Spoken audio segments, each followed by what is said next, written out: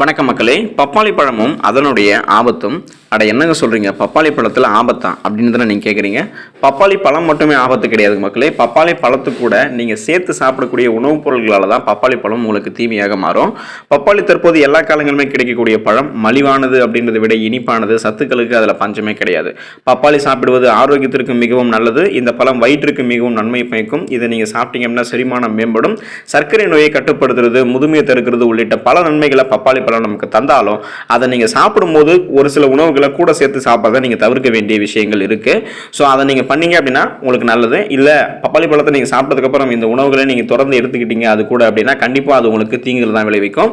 So எந்தெந்த உணவுகளை பப்பாளி சாப்பிட்டதுக்கப்புறம் சாப்பிடக்கூடாது, அப்படி சாப்பிட்றது என்னென்ன பிரச்சனைகள் ஏற்படும், அதுலேருந்து நம்ம எப்படி தப்பிக்கலாம் அப்படின்ற எல்லாத்தையும் வாங்க விரிவாக பார்க்கலாம். அதை பற்றி பார்க்கறதுக்கு முன்னாடி இந்த வீடியோக்கு லைக்கை கொடுத்துட்டு இந்த தகவலை உங்களுக்கு தெரிஞ்சவங்களுக்கும் ஷேர் பண்ணுங்கள்.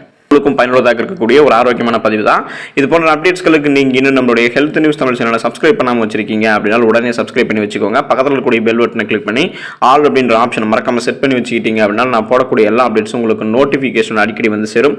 சரி வாங்க மக்களே, இப்போ வீடியோக்குள்ளே போயிடலாம். அந்த வகையில் பப்பாளியையும் பால் பொருட்களையும் நீங்கள் சேர்த்து சாப்பிடக்கூடாது. பால், தயிர், பாலாடை கட்டி, வெண்ணெய் போன்ற எந்த பால் பொருட்களையுமே நீங்கள் பப்பாளி சாப்பிட்ட உடனே உட்கொள்ளக்கூடாது. பப்பாளியில் இருக்கக்கூடிய என்சைம்கள் இந்த பால் பொருட்களை ஜீரணிக்க ரொம்பவே கஷ்டப்படும். ஸோ உங்களுக்கு செரிமானம் பார்த்தீங்கன்னா கஷ்டமாயிடும். பப்பாளி செரிமான அமைப்புக்கு நல்லது அப்படின்னு சொன்னால் கூட நீங்கள் பப்பாளி பழத்தை சாப்பிட்டதுக்கப்புறம் ஏதாவது பால் பொருட்களை எடுத்துக்கிட்டீங்க அப்படின்னா அது செரிமானத்தை டைரெக்டாக உங்களுக்கு பாதிக்கும், அஃபெக்ட் பண்ணும். இதனால் உங்களுக்கு செரிமானம் சார்ந்த பலவிதமான பிரச்சனைகள் ஏற்படும், வாயு பிரச்சனையும் உங்களுக்கு ஏற்படும். ஸோ அதனால் நீங்கள் பப்பாளி பழம் சாப்பிட்டதுக்கப்புறம் கண்டிப்பாக நீங்கள் பார்த்தீங்க அப்படின்னா பால் சார்ந்த பொருட்களை எடுத்துக்காதீங்க. வெள்ளரிக்காயும் பப்பாளி பழத்தையும் நீங்கள் சேர்த்து சாப்பிடக்கூடாதுங்க மக்களே. பப்பாளி சாப்பிட்டதுக்கப்புறம் நீங்கள் வெள்ளரிக்காயை சாப்பிட்றத தவிர்க்க வேண்டும். இப்போ நீங்கள் ஒருவேளை சாப்பிட்டீங்க அப்படின்னா இந்த வெள்ளரிக்காயில் அதிக நீர் சத்து இருக்குது. இதனால் இது உங்களுடைய வயிற்றில் போயிட்டு தங்கிடும். இந்த வெள்ளரிக்காயில் இருக்கக்கூடிய நீர் சத்து உங்களுடைய வயிற்றில் தேங்கிடும். இதனால் வாய்வு, வீக்கம் மற்றும் வயிற்றுப்போக்கு போன்ற பிரச்சனைகளை இது உங்களுக்கு ஏற்படுத்தும். செரிமானம் சார்ந்த பிரச்சனைகளையும் ஏற்படுத்தும். இதனால் நீங்கள் பப்பாளி சாப்பிட்டதுக்கப்புறம் வெள்ளரிக்காய் சாப்பிட்றத தவிர்க்கிறது ரொம்பவே நல்லது. பப்பாளி சாப்பிட்டதுக்கப்புறம் நீங்கள் தண்ணீர் குடிக்கக்கூடிய ஆளா அப்படின்னா நீங்கள் கண்டிப்பாக குளிர்ந்த நீரை குடிக்கவே கூடாது. பப்பாளியும் குளிர்ந்த நீரை நீங்கள் சேர்த்து சாப்பிட்றதால பல செரிமான பிரச்சனைகளை அது உங்களுக்கு உண்டாக்கும். அதோட வளர்ச்சிதை மாற்றத்தை, உங்களுடைய மெட்டபாலிசம் இருக்குது பார்த்தீங்களா, அதை டைரெக்டாக போயிட்டு பாதிக்கும். பப்பாளி சாப்பிட்டதுக்கப்புறம் தண்ணீர் குடிக்கிறாங்க ஒருவேளை நீங்கள் இருந்தீங்க அப்படின்னா நீங்கள் எப்போவுமே வெதுவெதுப்பான நீரை நீங்கள் குடிக்கிறது ரொம்பவே நல்லது. சில் வாட்டரை குடிக்காதீங்க, அது உங்களுக்கு ஆபத்து இருக்குது. ஸோ வெதுவெதுப்பான நீரை நீங்கள் குடிக்கும்போது எந்த விதமான பிரச்சனையும் இருக்காது. ஆக மொத்தம் நீங்கள் பப்பாளி சாப்பிட்டதுக்கப்புறம் குளிர்ந்த நீரை குடிக்காதீங்க. பப்பாளியையும் முட்டையும் அடுத்ததாக நீங்கள் எடுத்துக்கூடாது மக்களே. பப்பாளி சாப்பிட்ட பிறகு உடனே நீங்கள் முட்டையை சாப்பிடக்கூடாது. அப்படி நீங்கள் முட்டையை சாப்பிட்டீங்க அப்படின்னா பல செரிமான சார்ந்த பிரச்சனைகளை நீங்கள் சந்திக்க நேரிடும். இது என்னென்ன பண்ணுவோம் அப்படின்னு கேட்டிங்கன்னா அஜீரணம், மலச்சிக்கல் மற்றும் வாந்தி போன்ற பிரச்சனைகளை ஏற்படுத்தும். இதனால் கண்டிப்பாக நீங்கள் பப்பாளி சாப்பிட்ட உடனே முட்டையை சாப்பிடாதீங்க. அதே போல் நீங்கள் அமிலங்கள் நிறைந்திருக்கக்கூடிய பழங்களை நீங்கள் பப்பாளி பழம் சாப்பிட்டதுக்கப்புறம் சாப்பிடக்கூடாது. அமிலங்கள் நிறைந்திருக்கக்கூடிய பழம் அப்படின்னா எலுமிச்சை, ஆரஞ்சு மற்றும் தக்காளி என இது எல்லாத்துலேயுமே அமிலங்கள் நிறைந்திருக்கு.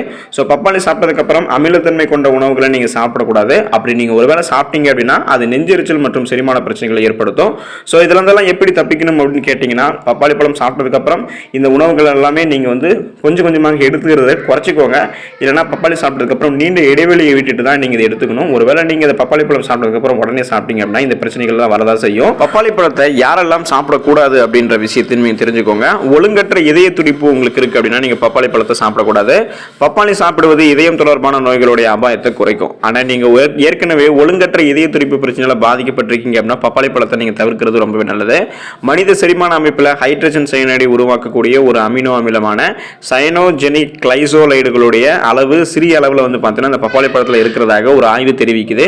எனவே பப்பாளி அதிகப்படியான இதய துடிப்பு பிரச்சனைகள் நீங்கள் இருக்கீங்க அப்படின்னா கண்டிப்பாக நீங்கள் அதை எடுத்துக்காதீங்க. பப்பாளி பழத்தை அப்படி நீங்கள் எடுத்துக்கும் போது அது உங்களுடைய அறிகுறிகளை இன்னும் மோசமாக ஆரம்பிச்சிடும். இது ஹைப்போதைராய்டிசத்தால் பாதிக்கப்பட்டவர்கள் கூட இதே விளைவை தான் ஏற்படுத்தலாம். எனவே நீங்கள் இந்த பிரச்சனைகள் இருக்கீங்க பப்பாளி பழத்தை நீங்கள் எடுத்துக்காதீங்க. அலர்ஜி உங்களுக்கு இருக்கு அப்படின்னா கண்டிப்பாக ஓவாமை இருக்கிறவங்க பப்பாளி பழத்தை எடுத்துக்கூடாது. லேட்டெக்ஸ் ஓவாமை இருக்கிறவங்க பப்பாளி சாப்பிடக்கூடாது. பப்பாளியில் சிட்னேஸ் எனப்படக்கூடிய என்சைம்கள் இருக்கிறதால இது ஆபத்தானது. எனவே இது உங்களுக்கு எதிர்வினையை ஏற்படுத்தலாம். இதனால் தும்மல், சுவாசிக்கிறதுல சிரமம், இருமல் மற்றும் கண்களில் நீர்வடிதல் போன்ற அறிகுறிகளை இது உங்களுக்கு ஏற்படுத்தும். பழுத்த பப்பாளியினுடைய வாசனை கூட சிலருக்கு பார்த்தீங்கன்னா விரும்பத்தக்கதாக இருக்கும். ஸோ இப்படிப்பட்ட நபர்கள் பப்பாளியை நீங்கள் சாப்பிட்றத நிறுத்திக்கிறது ரொம்ப நல்லது. சிறுநீரக பிரச்சனைகளை நீங்கள் பாதிக்கப்பட்டிருக்கீங்க அப்படின்னா பப்பாளி பழத்தை நீங்கள் சாப்பிடக்கூடாது. பப்பாளியில் அதிக அளவு விட்டமின் சி அப்படின்னு சொல்லக்கூடிய உயிர் சத்து இருக்குது. ஊட்டச்சத்து நிறைந்த ஆக்சிஜனேற்றி தான் இந்த பப்பாளி பழம். ஆனால் ஏற்கனவே சிறுநீரக கற்கள் பிரச்சனை பிரச்சனையால் பாதிக்கப்பட்டிருக்கிறவர்கள் இந்த ஊட்டச்சத்தை அதிகமாக உட்கொள்வது உங்களுடைய நிலைமையை மோசமாக்கக்கூடும். விட்டமின் சி அதிகமாக உட்கொள்வது என்ன பண்ணும் அப்படின்னா கால்சியம் ஆக்சலேட்டை உங்களுக்கு உருவாக்கும். ஸோ இந்த கால்சியம் ஆக்சலேட் சிறுநீரக கற்களை உருவாக்குறதுக்கு வழிவகுக்கும். இது உங்களுடைய சிறுநீரக கற்களுடைய அளவை அதிகரிக்க செய்யும். சிறுநீர் வழியாக அதை கடக்கிறத கடினமாக்கும். இதனால கண்டிப்பாக வந்து பார்த்தீங்கன்னா நீங்கள் சிறுநீரக கற்களால் சிறுநீரகம் சார்ந்த பிரச்சனைகளை அவதிப்படுறீங்க அப்படின்னா பப்பாளி பழத்தை நீங்கள் எடுத்துக்காதீங்க. குறைந்த ரத்த சர்க்கரை அளவு கொண்டவர்கள், ஸோ லோ பிளட் சுகர் வச்சிருக்கிறவங்க, ரத்தத்தில் சர்க்கரையினுடைய அளவு குறைந்த அளவில் வச்சிருக்கவங்க பப்பாளி பழத்தை எடுத்துக்கூடாது. பப்பாளி சர்க்கரை நோயால் பாதிக்கப்பட்டவர்களுக்கு விருப்பமான ஒரு பழம் தான். ஏன் அப்படின்னா இது வந்து பார்த்தீங்கன்னா சர்க்கரை அளவை கட்டுப்படுத்த உதவும். ஆனால் ஏற்கனவே குறைந்த ரத்த சர்க்கரை, அதாவது லோ சுகர் உங்களுக்கு இருக்குது அப்படின்னா, அல்லது ரத்த சர்க்கரை குறைவாக இருக்கக்கூடிய பிரச்சனையால் நீங்கள் பாதிக்கப்பட்டிருக்கீங்க ஏற்கனவே அப்படின்னா நீங்கள் பப்பாளி பழத்தை எடுத்துக்கூடாது. இது உங்களுக்கு நல்லது கிடையாது. இந்த இனிப்பு சுவையுடைய பழத்தை நீங்கள் எடுத்துக்கும் போது இந்த பழத்தில் இருக்கக்கூடிய அந்த இனிப்பு சுவை ரத்த சர்க்கரை உங்களுக்கு குறைவு அல்லது குளுக்கோஸை வந்து குறைக்கக்கூடிய விளைவுகளை ஏற்படுத்துறதால இருக்கும். அதனால் உங்களுக்கு இந்த பப்பாளி பழத்தை நீங்கள் தவிர்க்கிறது நல்லது. ரத்த சர்க்கரை குறைவால் பாதிக்கப்பட்டவர்களுக்கு இந்த ரத்த குளுக்கோஸ் அளவை ஆபத்தான நிலைக்கு கொண்டு செல்லலாம். ஸோ இதனால நீங்க குழப்பம், நடுக்கம் மற்றும் வேகமான இதய துடிப்பு போன்ற பிரச்சனைகளுக்கு இது உங்களுக்கு வழிவகுக்கும். அதனால நீங்க இந்த கேட்டகரியில் இருக்கீங்கன்னா கண்டிப்பா நீங்க பப்பாளி பழத்தை சாப்பிட வேணாம்.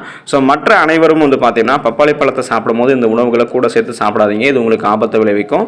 பப்பாளி பழத்தை அளவோட நீங்க சாப்பிட்டு அதில் இருக்கக்கூடிய மருத்துவ நன்மைகளை பெற்று ஆரோக்கியமாக இருங்க. நன்றி மக்களே.